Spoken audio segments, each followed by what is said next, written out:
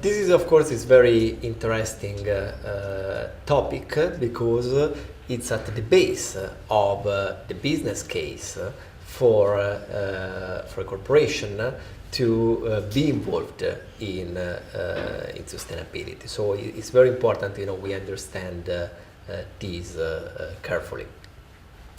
Now, let's start by defining what competitive advantage is. What is the traditional definition of a competitive advantage? The term competitive advantage is defined as the ability gained through attributes and resources to perform at a higher level than others in the same industry or market. Okay, so basically is what are the exclusive attributes that corporates can develop and allow them to perform better than competitors. Okay, now what we are going to try to understand is if sustainability can be one of these attributes. Now, the literature on sustainability is developing very fast. There is a very interesting book that has been published by Epstein. Is titled Making Sustainability Work. In these books there are several suggestions for creating the business case for sustainability inside the corporation and developing sustainability based strategies and operations. Most of the content and the frameworks presented in this book have been also published in articles in the Harvard Business Review. Here I am presenting you a framework that basically suggests 5 steps to basically develop sustainability inside an organization. Let's analyze what these 5 steps are. The first step is viewing compliance as an opportunity. This is very important because many corporations see, for example, environmental regulations as a barrier to business. So in this case, what is needed is really a mindset shift from looking at compliance as a problem, but looking compliance as an opportunity for new business. The second step is very important. Is basically transforming your business operations. What this means? This means you need to completely rethink your value chain and supply chain in order to make them more sustainable. We are going to discuss this with greater emphasis later on in the course. Step number 3 is to redesign actually your products and services in a more sustainable way. Of course, products and services are what customers and consumers buy. So it's really what is on the market, and these products and services need to be sustainable, need to be environmentally friendly, need to be socially responsible if you want to be a sustainable corporation. The last stage, the last step is the development of new business models. Why new business models? Because of course selling sustainable products or sustainable services is different from selling traditional products and services. So new business models need to be developed in order to to be effective on markets. Now let's try to understand how sustainability links through value creation processes. In the slide, you can see a framework, a very complex framework that we are going to introduce now, that has been proposed in the MIT's Law Management Review, and basically it highlights the several contributions that sustainability can bring to business activities. So let's start analyzing this framework together. So let's start from the profit goal of business, of any business.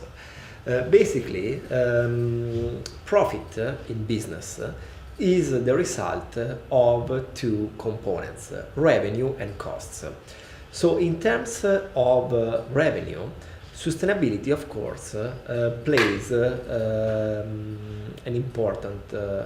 can play an important role in business, because corporates, by developing new sustainable products or by entering in new niches of the market that call for sustainable products or sustainable services, can substantially increase their market share or create new revenue. This is, for example, the case of a company selling traditional food, entering in the market of, let's say, for example, organic food, and therefore creating new revenue from sustainable products. So there is a potential contribution of sustainability in terms of generating revenue. There is another area where sustainability can bring an important contribution, that is the area of reducing costs. Let me give you a very basic but clear example. If you are running a manufacturing facility, for you energy is a cost. So if you are able to, for example, develop new technologies that are more energy efficient, the result of this is going to be that, first of all, you are going to reduce your costs, and this is part of the economic sustainability of business. But at the same time, by reducing your energy, you will reduce your environmental impacts, and basically this is important as well. So you are substantially working on two dimensions, the economic and environmental one, of the triple bottom line of business. So at the operational level is really about optimization of operations, and often the achievement of an enhanced environmental performance can also bring to cost saving.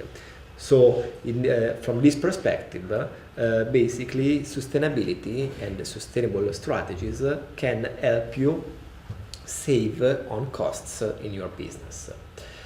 There is basically another area where sustainability brings a contribution into business, and basically is the financial area of business. Why?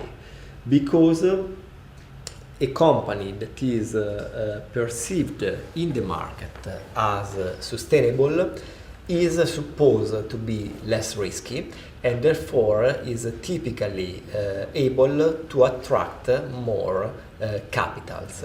So this is another important aspect that we are going to discuss with greater emphasis later, but is another area where sustainability impacts on business activities.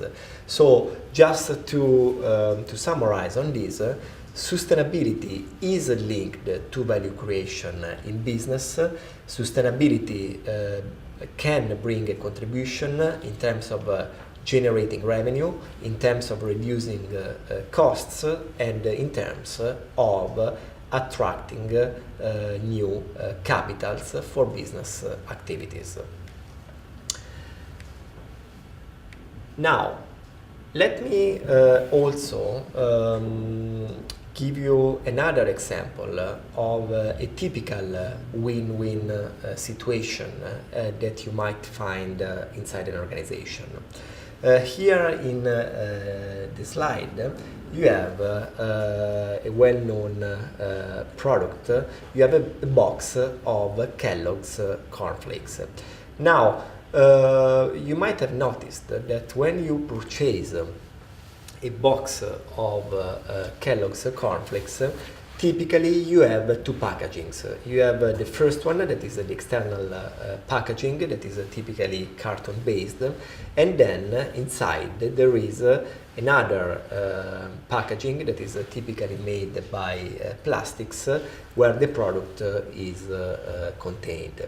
Now, what is interesting to note is that typically the carton box is larger than the real content.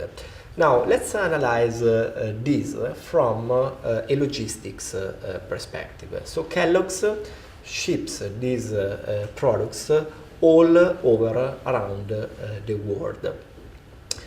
Now, what are the implications of using this kind of packaging? Basically, you are going to place all these boxes inside a container and ship them somewhere for reaching your customers. So let's make a basic assumption that inside one container you can fit 1,000 boxes. Now, when you have logistic activities, this means you have a transportation mechanism. What is happening is that you produce at the same time carbon dioxide emission. So you generate carbon emissions. As we discussed in the previous lectures, carbon emissions are the major driver of climate changes. So you are substantially created an environmental impact through a business activity. In order to make some very basic maths and keep going on the example, let's assume that by moving 1,000 boxes inside a container, you generate 1,000 tons of carbon emissions. So basically, you generate a cost that is associated to that activity, and you generate an environmental impact. Now, what happens if you are able to redesign your packaging in a way that it becomes smaller? Well, the result of this would be that you are going to be able to fit more products inside the container. So, for example, instead of fitting 1,000 boxes, you are able to fit 1,000, let's say 200 boxes. What is the implication of this? The implication of this is that the impact in terms of cost of logistics per product decreases because you are fitting more products inside one container. But at the same time, also the carbon emissions associated to logistic activities are decreasing because you are able to ship more boxes, more products in one container. So by redesigning your packaging, substantially what you obtain is reducing your logistics costs and reducing your carbon emissions per product. So this is the case of a win-win situation.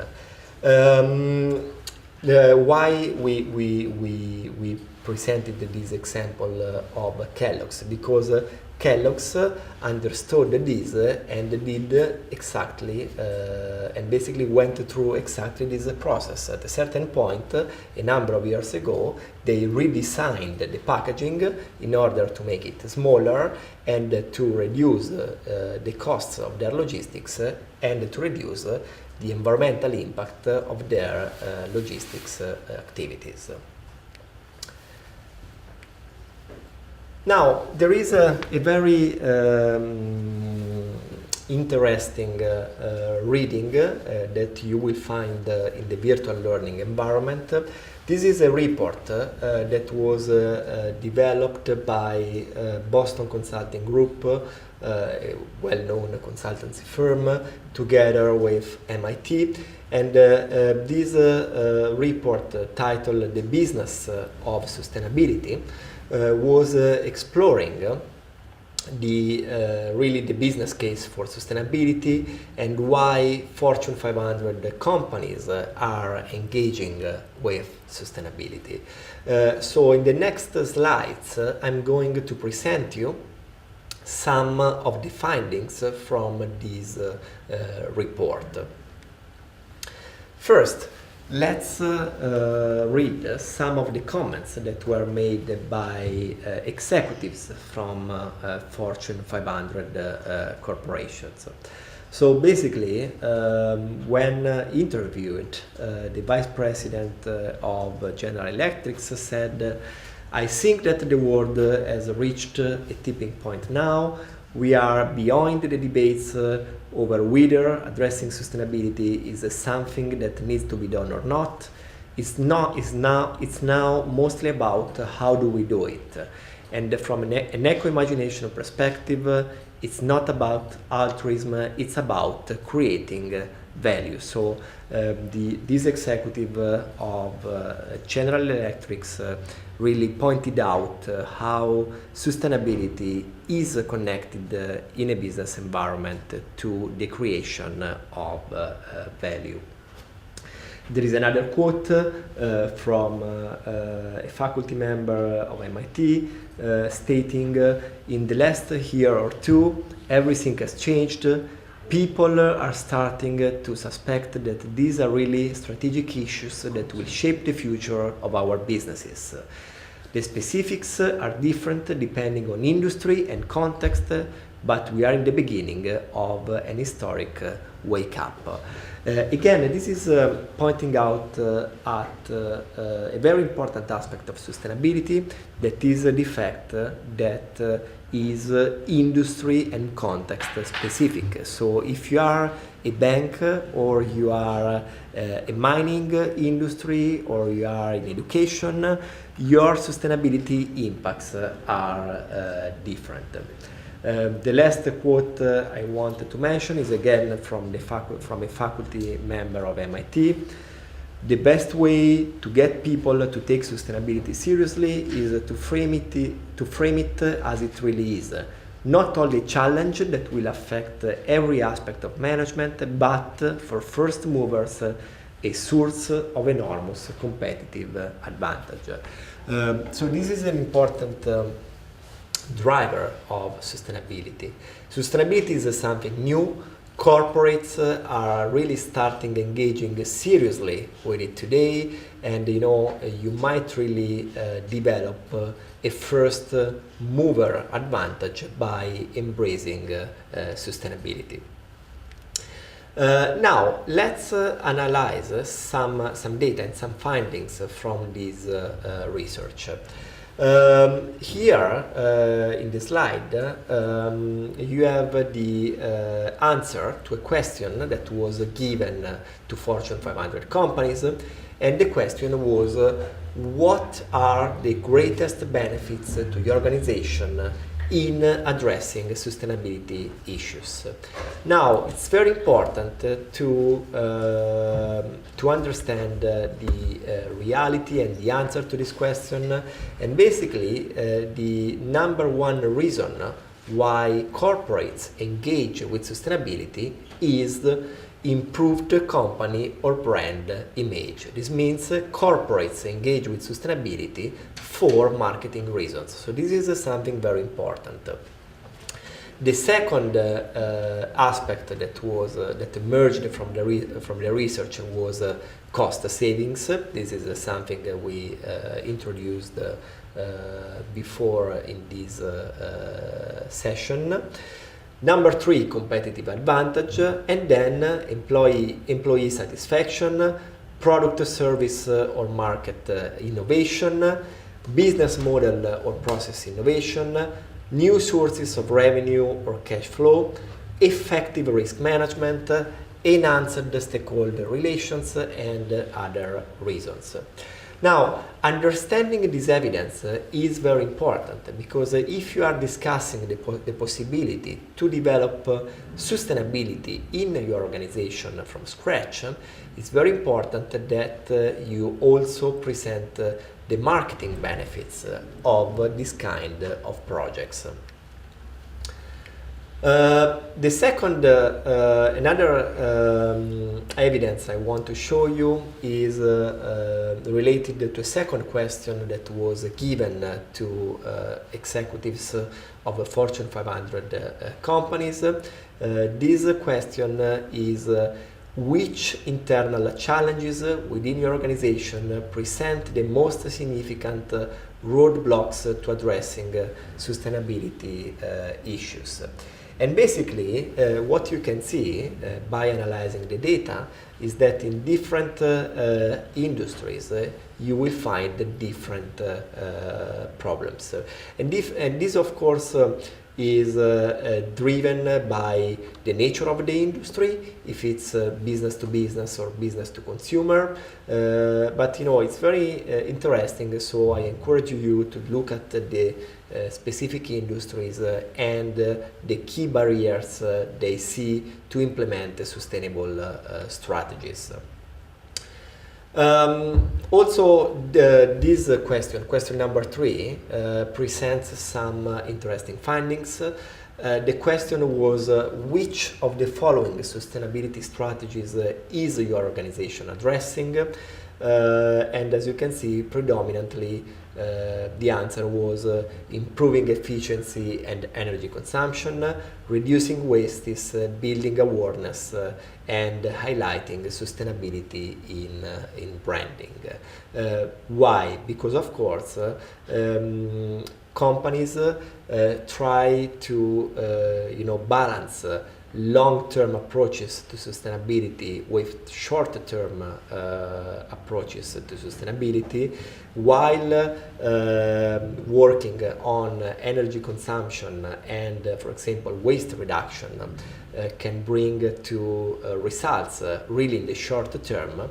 Of course, creating awareness or empowering your brand with a sustainability perception takes longer. So it's more working on the long-term horizon of your business. There was another important finding emerging from the research, that was the perception of customers and consumers of different brands. This means what are the companies that are perceived as performing better in terms of sustainability. And basically here in the data you can see that you have a very diversified situations. On the top you have companies like GE, Toyota, IBM, Shell, Walmart, Google, and so on, that from a practical perspective have engaged with sustainability at different levels. But definitely they pushed a lot marketing around sustainability, and of course this is what translates into branding. Okay, so perception can be different from reality, and this is something important to understand. Another interesting question that was given to executives of Fortune 500 companies was what tools would be most valuable to your organization in better addressing sustainability.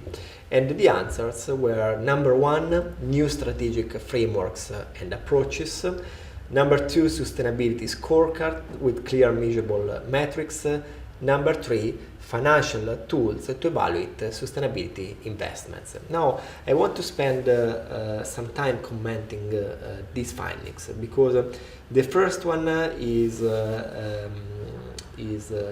very interesting: the need of new strategic frameworks and approaches. Sustainability is a new topic, in both business and management. So today there is a lot of research developing in order to basically create the theory at the base of sustainability.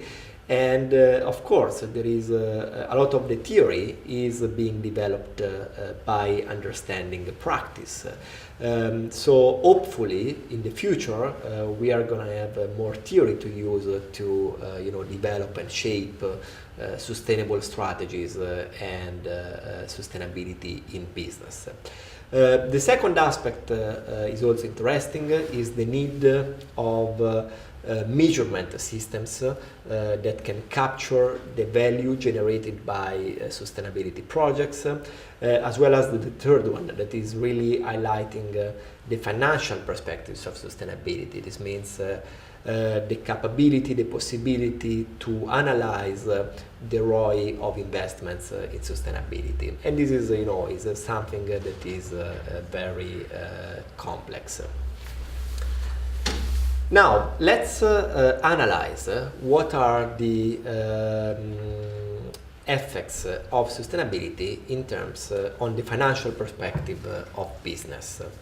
Now, basically, there are a number of benefits of adopting sustainability strategies.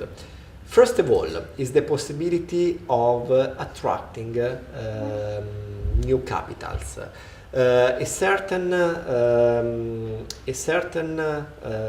part of the financial sector is aiming to invest only on companies that are really perceived as sustainable in terms of economically sustainable, environmentally sustainable, and socially sustainable. And this is because a company that is sustainable is less risky. So financially speaking, is more rewarding.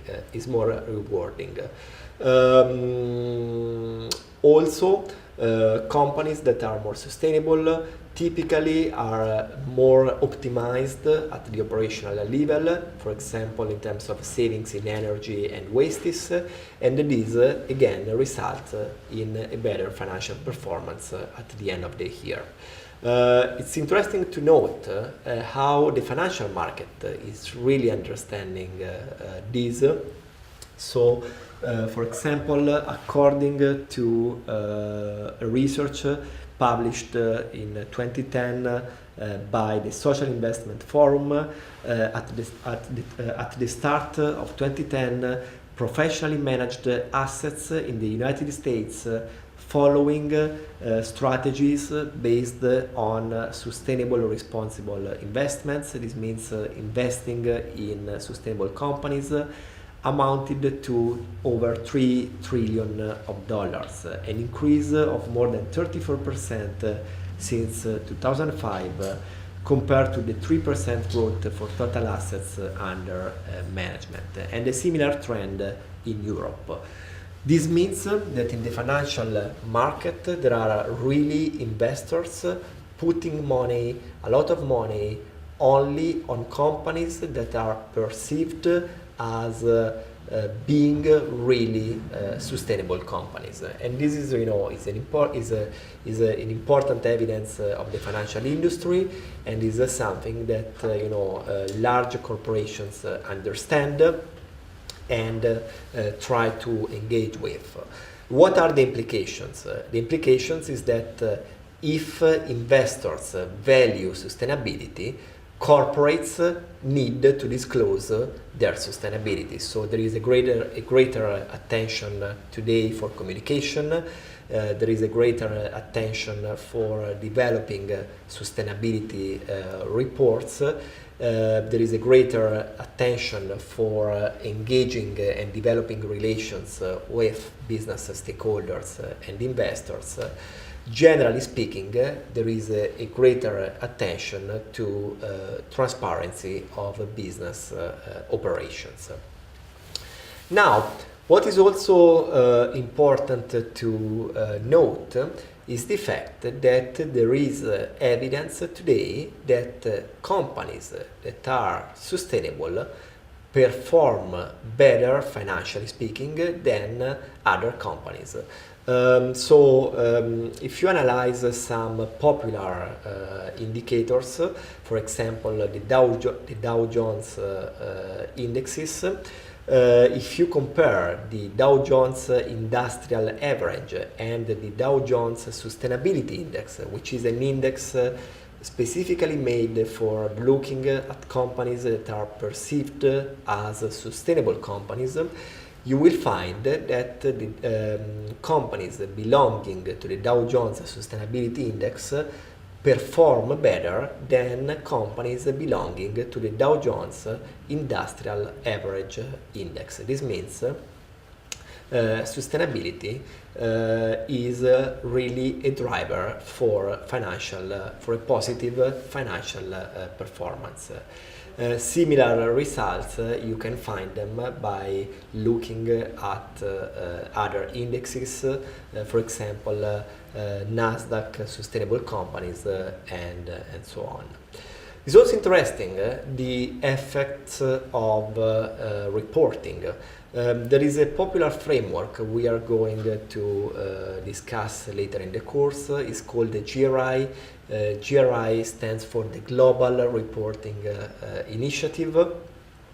Basically is a framework that is largely used by corporations today to produce sustainability reports. And again, there is evidence that companies that disclose their sustainability performance perform better financially than companies that do not disclose their sustainability performance. So there is a value by engaging with sustainability measurement and reporting. It's also interesting to note that today in the market there are data. The most popular provider of sustainability data is Bloomberg. Bloomberg is a traditional data provider of financial data. A number of years ago, they started developing data related to sustainability. They call this data ESG data. ESG stands for environmental, social and governance data. And basically today by accessing a Bloomberg terminal, you can analyze sustainability data for more than 7,000 companies around the world. This is important because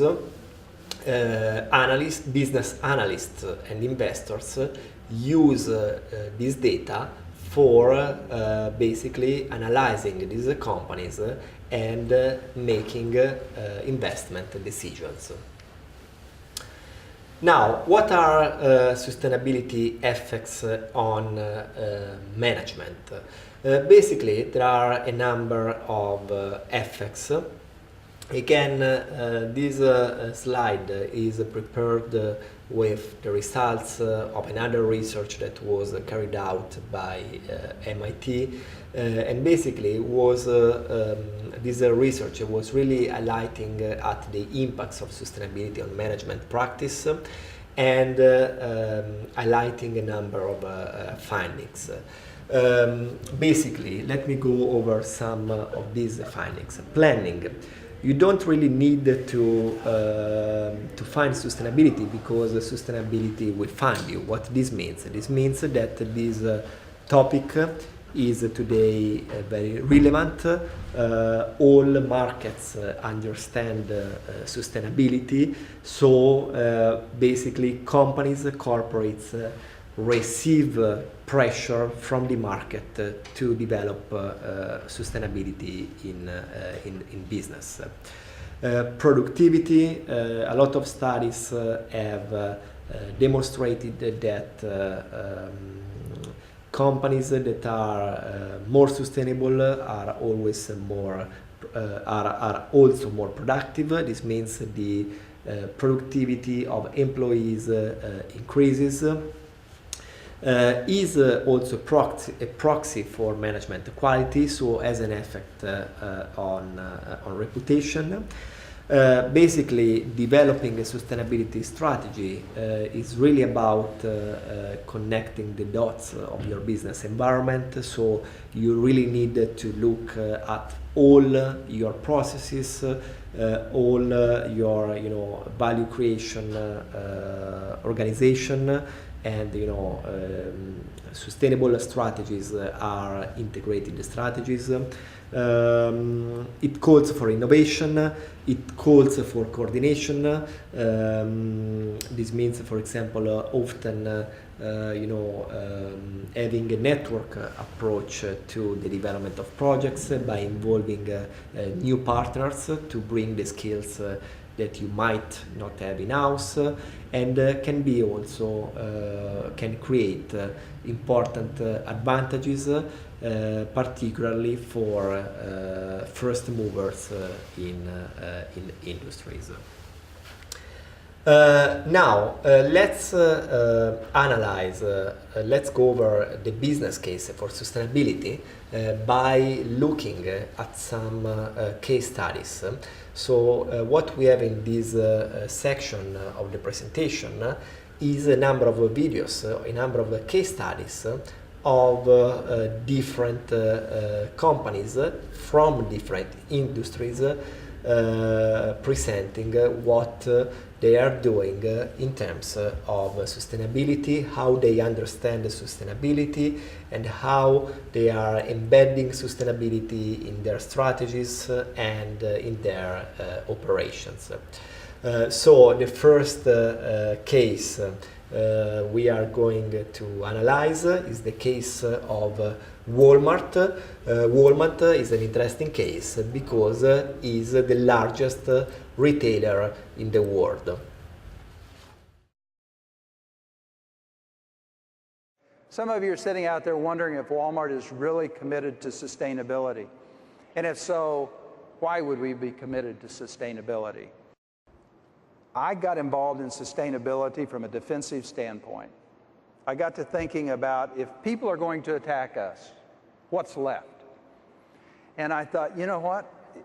One of the things with the size that we are, our impact on this world is such that at some point the world is going to look at us and say, we have a higher expectation from Walmart. The first time that Lee mentioned the word sustainability to me, I thought we were getting ready to start a P&L review. I didn't know what it meant. I didn't know what he meant by it. I thought that's where we were going. But somebody gave me this book, actually the two books, Mid-Course Correction and Ecology of Commerce, two that I started with, and reading that totally changed my perspective. It was like taking a different pair of glasses and putting them on, and everything looked different after that. Everything looks different to me today than it did before I understood what was happening. And that lens is allowing me to change my behavior. We see sustainability quite simply as doing what's necessary to sustain resources today and to tomorrow.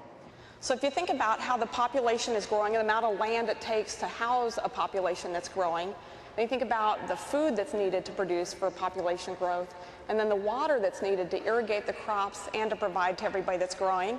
And then we need land for 11.4 billion tons of waste every single year. Eventually we run out of space and we run out of resources.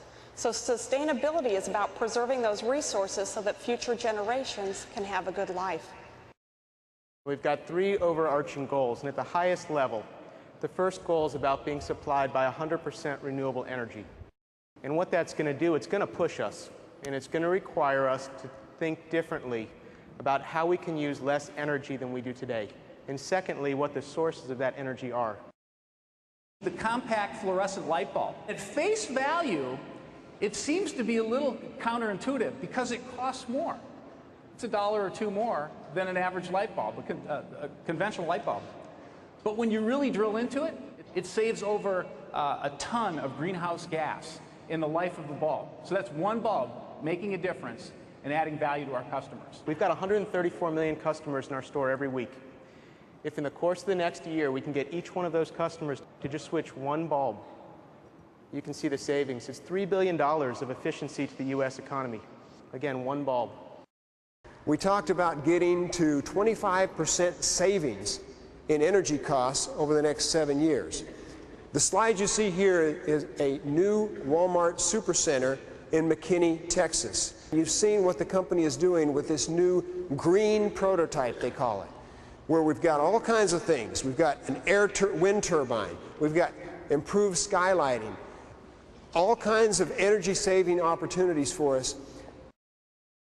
When we talk about what we're doing in the truck fleet, we're not only going to eliminate emissions by doubling our fuel efficiency, and it's good for the world. What we're talking about doing is saving $300 million a year in fuel costs that are going to allow us to further decrease our prices and better take care of our customers. Second overarching goal is about creating zero waste. Now that's going to require a whole lot better design than we have today. And ultimately, when we get good enough, that will mean that there won't be waste coming out of our stores, our distribution centers, and ultimately, when we're really good, out of our customers' home either. As you think about all the waste that we get rid of, all of that waste is generated at some point with a cost. It is transported, it is sold, all of it is handled, and then it all comes back as waste. Anything we can do that takes cost out of that process has the ability to lower the cost of the product. And as most of us in this room know, as we lower the cost of the product and we lower the retail price of the product, we do what? We drive sales of those products. This new all small and mighty, a significant reduction in packaging by taking the water out and making this more concentrated. Less corrugate, less shipping, less fuel cost, less supply chain costs to be able to get this through. This is a very simple idea, like many of the ideas that we're working on in merchandising, but it has a profound impact on the environment. And I started to think about this all deal. If you took water out of laundry detergent, what would happen if you took water out of Bud Light? So we're working on this. So this Bud Light concentrated drops, you'll see what it's equal to.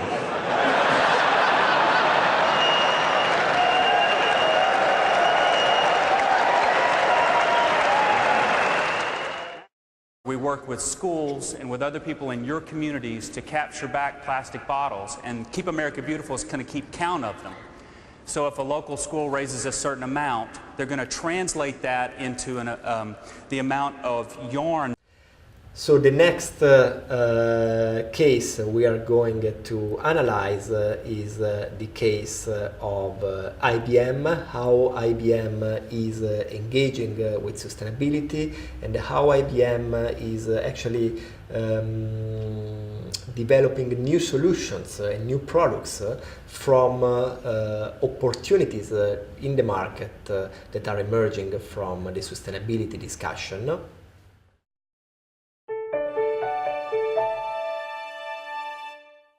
IBM is a company that has been committed to leadership in sustainability and environmental affairs for decades. And that's one of the reasons that I am so privileged to do my job at IBM. IBM's commitment to leadership on this subject has encompassed all the diversity from the materials we use, energy efficiency, climate, water, protection of natural resources, and the like. So the commitment has been towards leadership. So IBM's view on sustainability, IBM's view has been that sustainability is a fundamental issue for business. It requires leadership, and that commitment towards leadership has to be long-term and itself sustained over many years. From a personal perspective, Sustainability to me has to become the way the world operates going forward in future decades. And it requires people to think openly and differently about what's possible, about not accepting that the way we've always done things has to be the way that they stay. Now, anybody with children has an easier time considering and embracing sustainability, because children bring to our attention, and I do have younger children bring to our attention every day questions born out of innocence about why we may be wasteful or why we may be consuming energy in the ways that we are. And it causes us to wonder, indeed, why? And sometimes we ourselves can take for granted the way we do things. So my personal view on sustainability is really driven by a recognition that the way the world works today really isn't sustainable. And having some exposure to young children keeps me fresh in thinking the way they look at the world. And I think that's a good thing. Well, this is a great day today, and I am so happy to be part of it. And what I'd really like to get from this is the opportunity to meet and interact and dialogue with people who are thinking about sustainability with a leadership perspective. What is possible? What can we do differently? What benefit will it bring, not just to the environment, but to our businesses? Because at the end of the day, sustainability is also about business efficiency. And so, what do I want to get from the day? I'd love to meet people who want to be innovators, who want to collaborate with like-minded professionals to reconsider the way the world works and to ask, how can we integrate technology that's available and affordable with an understanding of the different business processes across diverse global industry sectors? How can we integrate those two things to positively change the way the world works in a way that's better not just today, but for our future generations?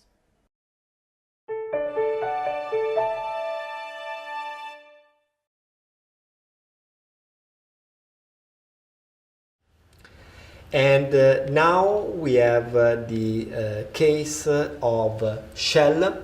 Shell is a well-known large oil and gas company.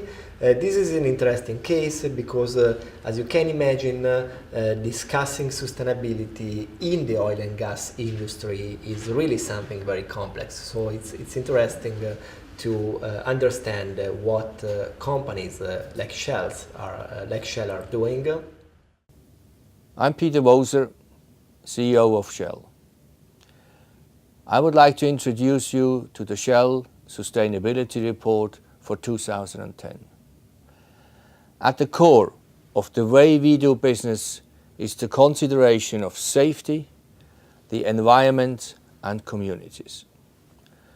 With the world now out of recession, energy demand is again increasing. Helping to meet this demand brings many complex challenges. Events in the Gulf of Mexico in 2010 served as a stark reminder of why we invest so much time and effort to plan and execute our operations responsibly. Safety has always been the first priority at Shell. It is central to how we develop energy resources, as described in our sustainability report. Tackling climate change, of course, remains urgent. At Shell, we are working on what we can do today to contribute to a sustainable energy future. We are producing more natural gas for power generation, focusing on sustainable biofuels, helping to develop carbon capture and storage technology, and making our own operations more energy efficient. Meeting our customer needs and working with partners, governments, and communities is fundamental to our approach. We all have a role to play in building a sustainable energy system. Learn more about Shell's contribution in this report.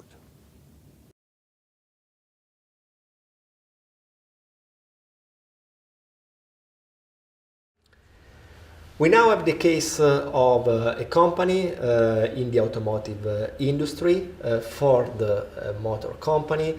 Ford is really an interesting case because has been one of the first movers in the industry in engaging with sustainability. So there are a lot of aspects of their sustainability program that are very interesting to understand.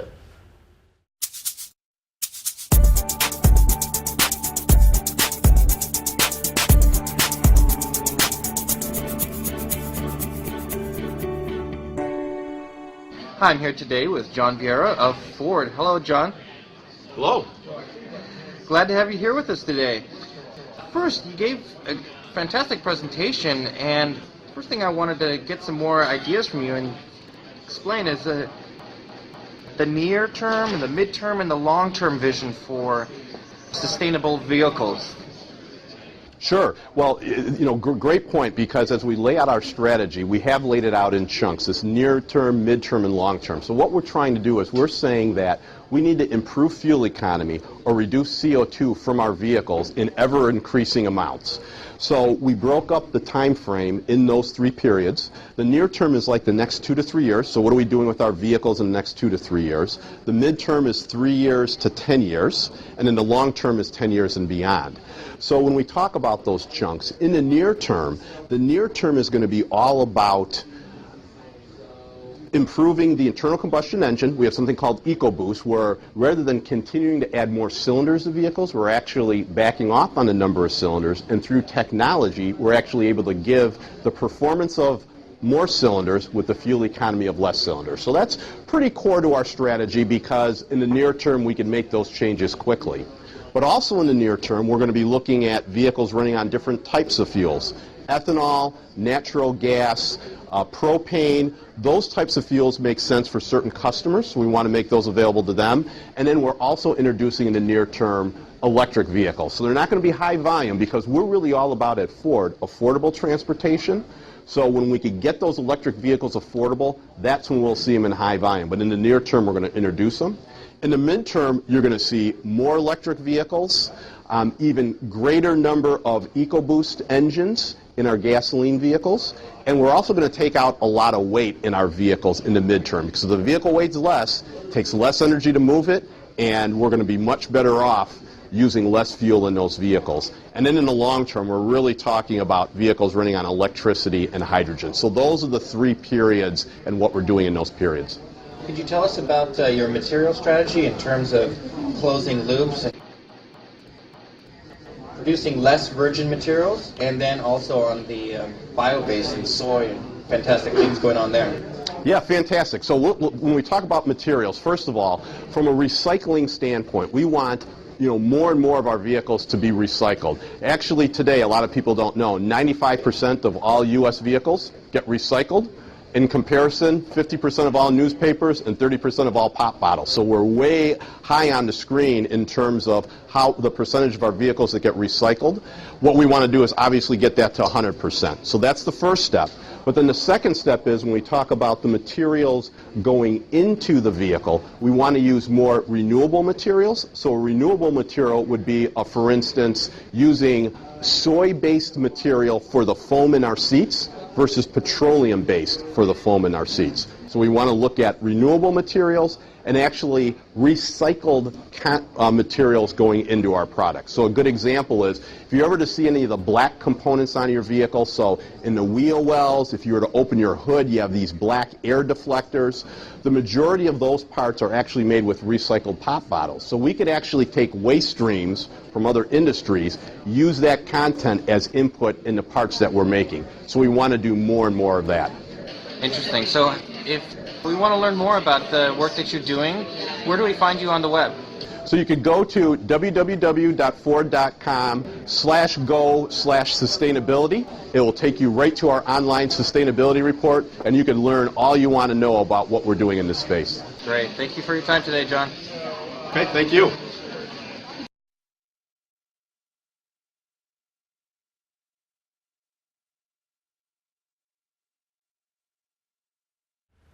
And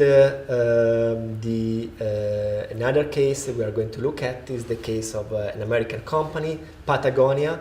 Patagonia is probably one really of the best cases, of the best case studies for sustainability, because not only Patagonia developed a very solid business case for sustainability, but they also implemented heavily sustainability in the supply chain.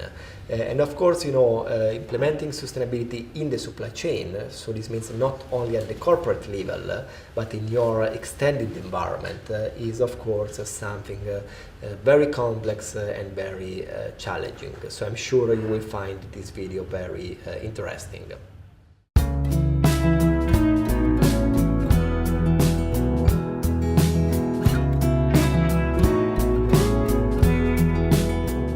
The ultimate goal of Patagonia's corporate responsibility program is to help our factories find lasting solutions to improve the working conditions for the employees that are making Patagonia's products. Patagonia engages in many activities to ensure that our factories are compliant with our code of conduct. One of the most important things that we do to ensure that happens is we have a four-fold screening approach.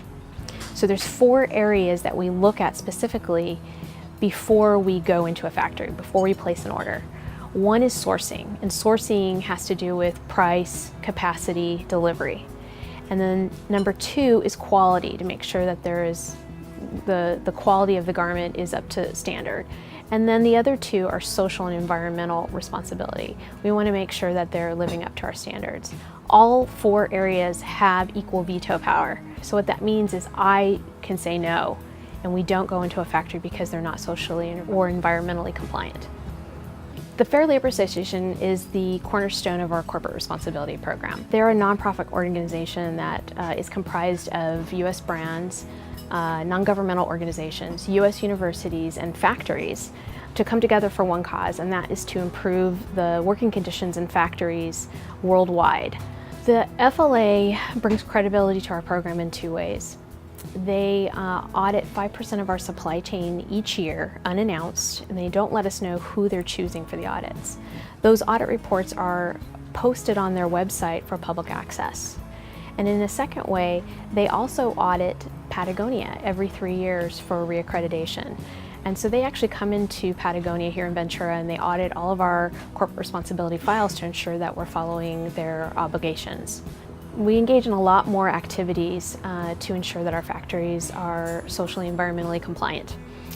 One of the main things we do is regular auditing, and we audit all of our garment factories, including subcontractors, and we are now auditing our raw material suppliers and even visiting some of the farms. We also share audit reports on the Fair Factories Clearinghouse database, which is an online database that many of the brands share. What that does is reduce audit fatigue in the factories. For really complex issues that these audits find, issues that the factory isn't able to correct right away, it would take months, maybe even years to resolve the issue, we enroll those factories in what's called a continuous improvement program. And this could be a training that a local third-party expert is hired to come in and train the factory management or the employees on to resolve the issue. Well, all of that sounds really good, but Patagonia faces a lot more challenges.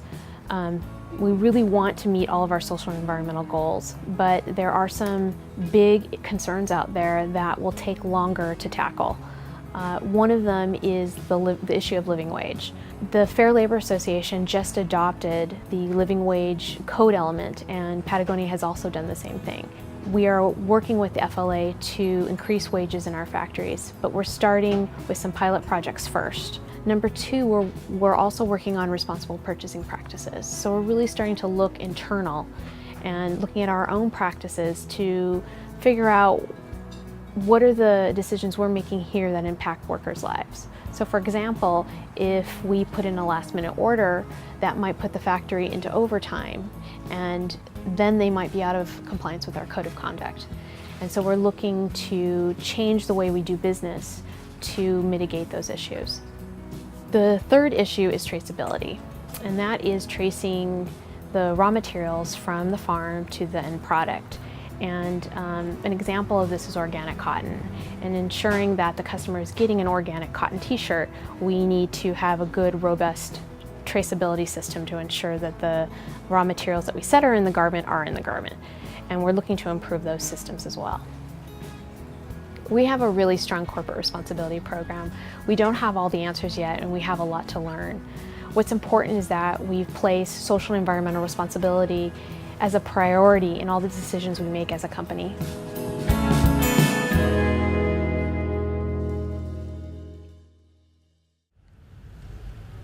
Now, I would like to end this session by giving you a question to reflect on. And the question is, what is the business case for sustainability in your organization? This means you might be working for a bank, or you might be working for a food company or in a consultancy firm. What is the business case in your organization for developing a sustainability strategy? What kind of actions or programs could be prioritized? What kind of barriers do you see in the implementation of these strategies, and how can you overcome them? So I really, leave this question for you. I believe it is something you really want to reflect, and is a good way to apply the learning from this lecture.